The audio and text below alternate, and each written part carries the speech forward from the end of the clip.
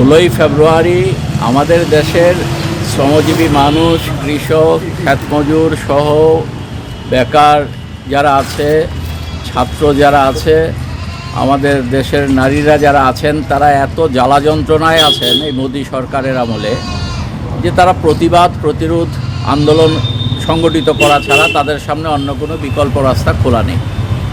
আমাদের দেশের শ্রমজীবী মানুষ তার কাজ পাচ্ছেন না, যারা কাজ করছিলেন তারা বেকার হয়ে যাচ্ছেন, আর মজুরি তাদের কমে যাচ্ছে। কৃষক যারা মোদী সরকার আসার আগে কথা দিয়েছিলেন নরেন্দ্র মোদী যে কৃষকদের ফসলের দাম দুগুনা হবে, আজকে কৃষকদের ফসলের দাম দুগুনা হওয়া তো দূরের কথা, শুধুমাত্র মোদী সরকারের সময়ে 1.5 লক্ষ কৃষক ফসলের লাভজনক দর না পেয়ে এবং ঋণ পরিশোধ করতে না পেরে তারা আত্মহত্যা করতে বাধ্য হয়েছেন। আমাদের দেশের ক্ষেতমজুরদের জন্য একটাও আইন শেখানো হয়নি। 2 কোটি ছেলে মেয়ের কাজের ব্যবস্থা প্রতি বছর হবে বলা হয়েছিল, 10 বছর প্রায় পূর্ণ হতে চলেছে।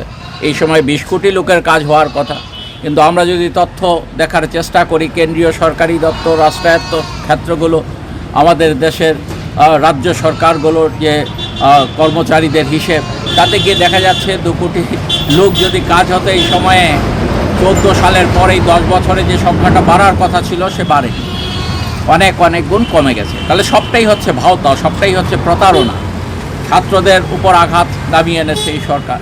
এই সবটারই প্রতিবাদে আগামী 16ই ফেব্রুয়ারি আমাদের দেশে ধর্মঘট হতে যাচ্ছে। আপনারা দেখছেন পরিবহন শিল্পের শ্রমিকরা, তাদের আগে তারা যদি কোনো রকম সেখানে অ্যাক্সিডেন্ট মিট করতেন, সেখানে 2 বছর সর্বোচ্চ জেল ছিল, এটা পরিবর্তন করে 10 বছর জেলের ব্যবস্থা করে গেছে।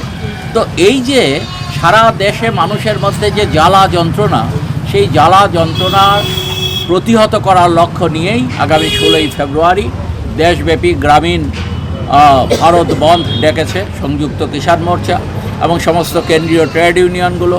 শিল্পক্ষেত্রে ধর্মঘট ডেকেছে। পরিবহন শিল্পের যে ফেডারেশন আছে, তারা সারা ভারতবর্ষে আগামী 16ই ফেব্রুয়ারি পরিবহন স্তব্ধ করে দেওয়ার অঙ্গীকার তারা ঘোষণা করেছেন।